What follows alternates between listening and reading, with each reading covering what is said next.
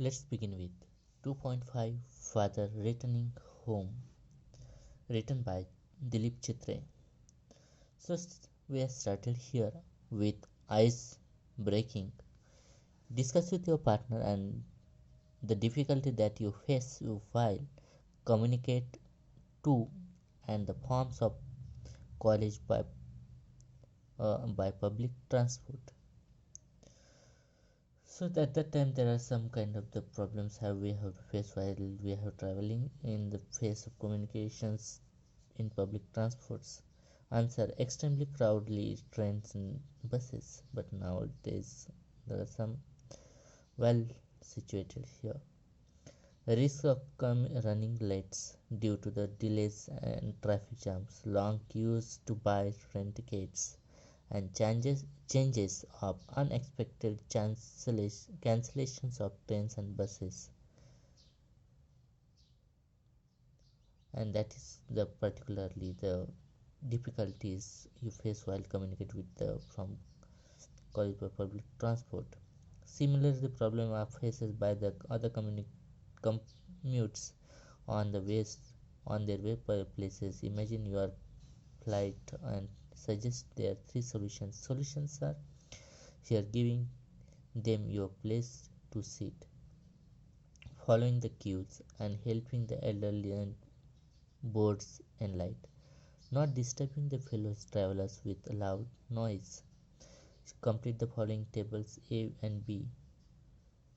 So here are the way our elders take care of, help them in daily chorus, love and protect. Sorry, love and protect us, help them in daily chorus. The ways to elderly take care of us, the way you can take care of your elders in your family. Share their life experience. Teach teach grandfather how to use the technologies to make the life easier. Teach us traditional wisdom. Spending the time with them, hearing them out, and sharing our stories with them. And here there are the duties towards the family's parents, siblings, grandparents, and school teachers and classmates.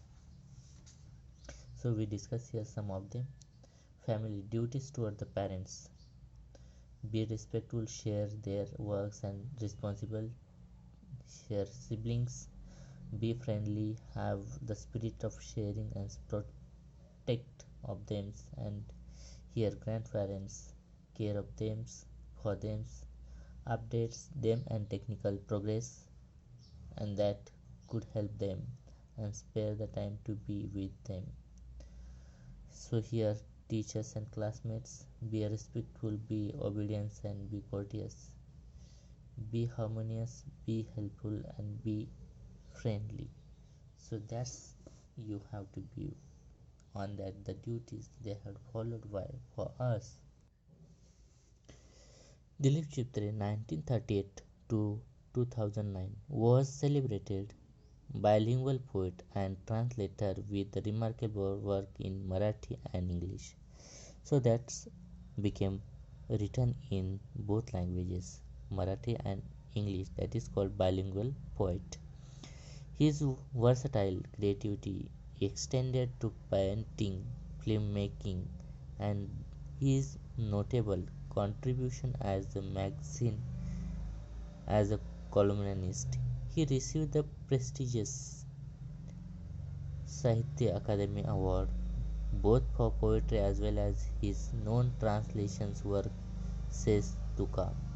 He had to be translated that in that many poems and that word that written material. Popular Abhangas spiritual poems Sant Tukaram's. He has started translation of literary works and sent in Marathi. At the age of 16, exiles, alienations, self disintegrations of death are observed to be a major theme of his work. So He was the Marathi poet Dilip Chitre. He spirit in 1938 to 2019. He got Sahitya Academy. He translated Sestukas by Sant Tukaram, and he had to be literary work translated at the age of 16. This poem is taken from the Traveling in a Cage. It is drawn portrayed a suburban commuter, a depict his dull, monotonous, exhausting, and equally pitiable daily routines. It describes a forced alienations at home, which is reflected through the stale food and lack of sharing. His children refuse to share their joy and sorrow with the hard-working father, who, as a result, is forced to retire into the solitude. This is very painful. Loneliness is a symbol of man's isolation from materialistic man-made world. So how he had to be written about his older days and how he had faces problems at the time of old oldness.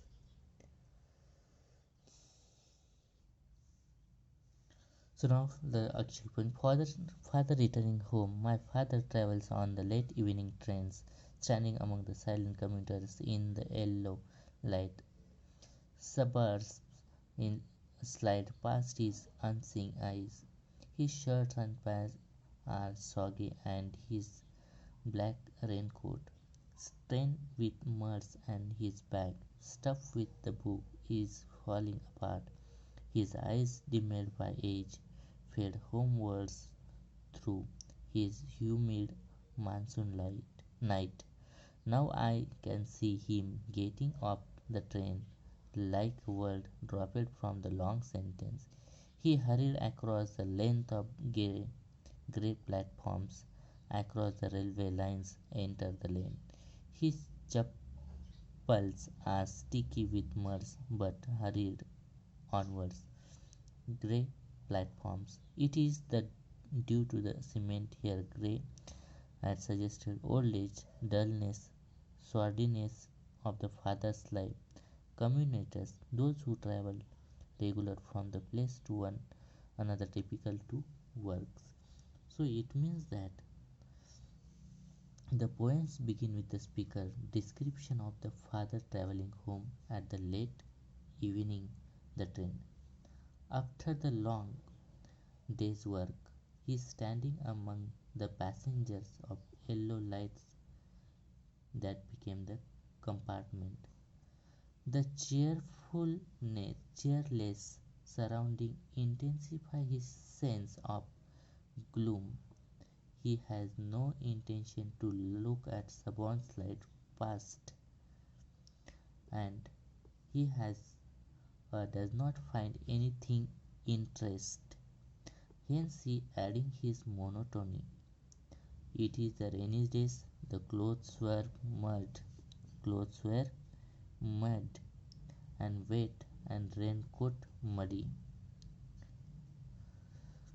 It he is struggling to carry his bag which stuffed with books, and the reference to the books indicate that he is an educated man, not unimportant to make the thing due to his ordinary journey. His poor eyesight further faded the prospect of returning home, and here, as the home he is the place where the feels isolated. He get down the train. He get down from the train, and I like the word dropping from the long sentence, as though he is unimportant, insignificant to the rest of the world, and he hurried across the grey platform, and which is symbolized dull and monotonous life, and enter the lane and crossing the railway lines through the footwares is muddy. He continued to walk. That is the particular meaning of these particular lines. Father returning home या कवितेत दिलीप छत्रे यांनी local ट्रेनमधून प्रवास करण्याच्या एका सर्वसामान्य चाकरमानी व्यक्तीच्या आयुष्यातील एक संध्याकाळचे हृदय वर्णन केलेले आहे. इतर हजारो लोकांप्रमाणे तो मुकाटपणे थकून भागून उभ्याने प्रवास करून संध्याकाळी घरी परततो. घामाने भिजलेले कपडे, चिखलाने मळकटलेले रेनकोट आणि कोंबलेल्या पुस्तकांच्या फाटायला आलेली जुनी बॅग असा त्याचा अवतार दिसत होता. तो शून्य नजरेने बाहेर बघतो आणि खाली उतरतो आणि घाईने घरात शिरतो. त्याच्या चपला चिखलाने भरलेल्या असतात पण तो तशी वाट काढत चालत राहतो. तर कशा पद्धतीने ते दिलीप चित्रेंचं वर्णन या ट्रेनमधून आणि त्याचं जीवन कशा पद्धतीने ते वर्तन म्हणजे त्याचं वर्णन केलेलं आहे ते आपल्याला इथं दिसतं.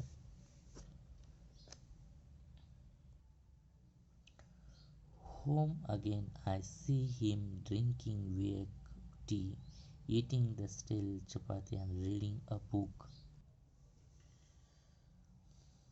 He goes into a toilet to contemplate man's estrangement for the man's male world. Coming out, the trembles at the sink, the cold water running over his brown hands.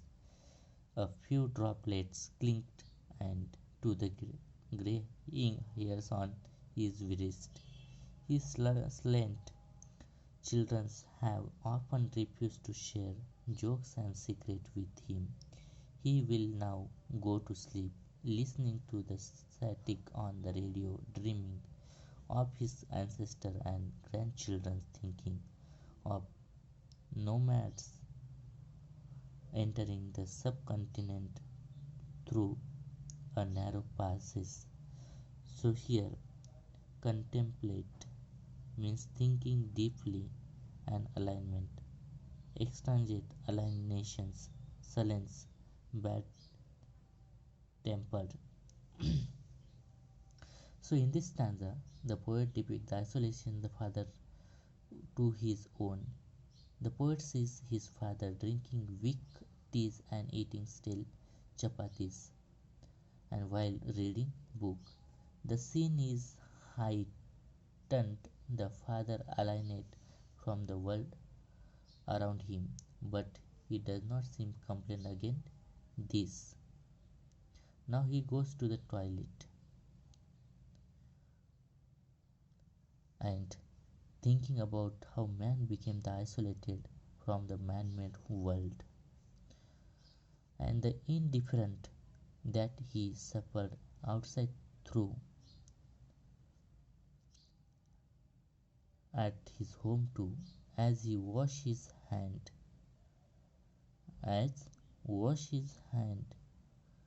he is trembling due to old age and perhaps also fear through the isolation from the rest of the world. The few drops of the water cleaning his grey hairs symbolize the old man is just holding his life, which bother nobody. He does not share the healthy bonds. With him. They does not share the joy sorrow them, lightening the generations gap and further separate the man from his surroundings. The final line of this poem, listen the static, the radio as goes to the sleep. He dreams about the past nomad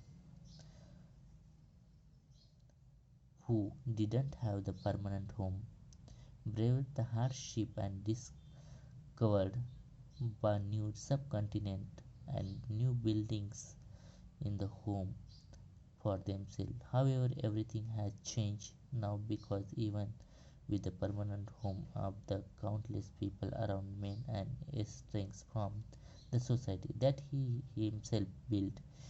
He even dreamed of his grandchild as these dreams about the past and the future are only the way he finds some respite, respite from the sordid presence. in Marathi घरी आल्यावर पान पान म्हणजे पाण्यासारखा चहाबरोबर शेळी पोळी खातो आणि घरी कोणीच त्याची फारशी विचारपूस करत नाही की कुटुंबीय त्याचे प्रेमाने स्वागत करीत नाही. नानी घरात गेल्यानंतर ते स्वभावतील त्याच्या जगाची गर्दीची आपण किती एकटे आहोत याचा विचार करतो आणि त्याचे वय होऊन लागलेले आहे आणि त्यामुळे हातात किंचित थररून लागलेले आहे. त्याची मुलं मात्र त्याच्याशी तुटकपणे वागतात. त्याच्याशी बोलण्याचे त्याला सरस वाटत नाही. रेडिओ ऐकत तो झोपेच्या अधीन होतो आणि कुटुंबाशी त्याचा मायेचा संबंध नसला तरी झोपेत मात्र त्याच्या भूतकाळातील आणि भविष्यात येणाऱ्या प्रेमळ नात्यांची स्वप्न तो पाहत असतो. अशा पद्धतीने आपल्याला इथं या पोएमबद्दल रायटरने इथं सांगण्याचा प्रयत्न केला आहे. कशा पद्धतीने एका म्हाताऱ्या व्यक्तीची वृद्ध व्यक्तीची हेटाळणी, त्याचं जीवन कशा पद्धतीने व्यतीत होतं या सगळ्या गोष्टी आपण इथं या पोएममधून बघत आहोत. So now we have to just find out here the figures of speech in this poem. So my father travels the late in evening, that is the T sound is repeated here. So look at here, T, T and T. Alliteration, that is example. You will find out all example of alliteration here. We just sub on sides, past and unseeing eyes.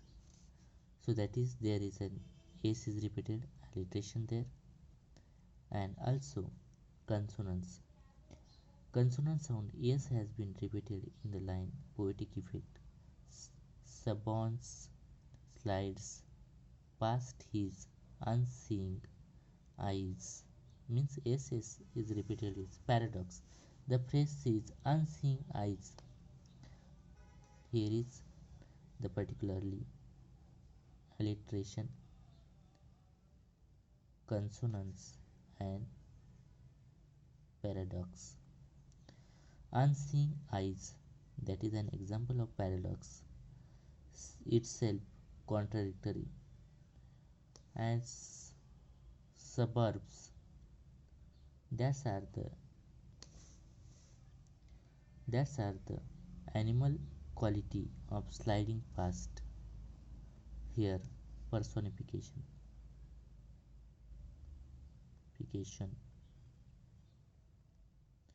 and transfer effect.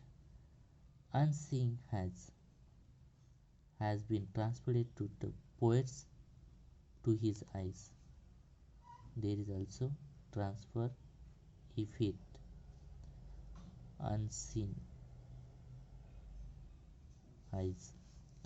So this is an example: alliteration, consonants, personifications, paradox and transfer effects in that line.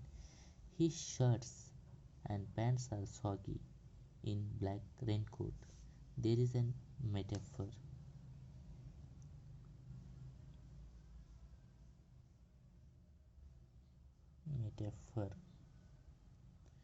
So the black raincoat is indirectly compared to the bleakness of rainy days. Strain and mud is the bird back and stappled his book. That is the alliteration. S is there, S sound.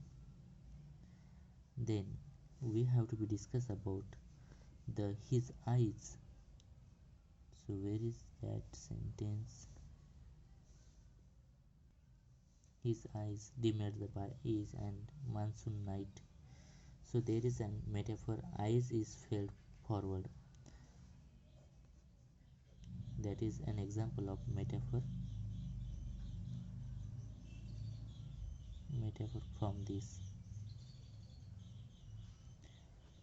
Now transfer epithet also there. Transfer epithet humid. That has been transferred the weather and night. Weather and night. Now I see him getting up like the train. So there is an action. Father getting off the crowded train is directly compared. A word is dropped in long sentence, useless the like. So here is simile. Now he is hurried across the lonely and grey platforms. So there is an alliteration and metaphor. Grey platform.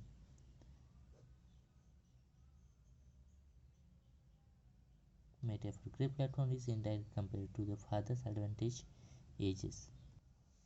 So now in second stanza, home again I see him drinking weak eyes. Here is Synecdoche. Synecdoche. Synecdoche. And here chapati and food is the whole. So that is an example of Synecdoche. So now he goes into the toilet and contemplate. So there is and the consonants T into and contemplates, and there is an repetitions there. Man. The cold water running over his brown hands. So there is an transfer epithets. The brown has to be transferred to the man's hand. A few drops clinging the graying hairs on his wrist. So there is transfer epithet. So the graying hairs represented to old age. His Sullen's children have often refused to share the jokes and secret hymns. So here alliteration, consonants, Synecdoche. So how the consonant S is there?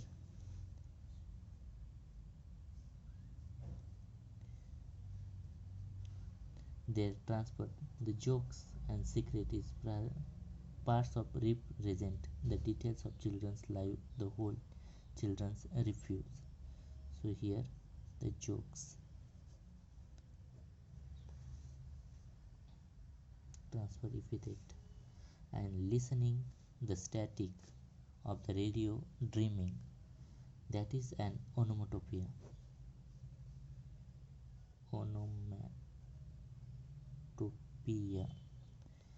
So the word static is denote the cracking hissing sound coming from the radio.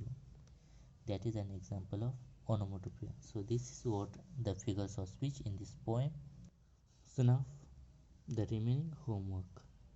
In this poem you will be do by your own and send me the homework in my personal number. Thank you.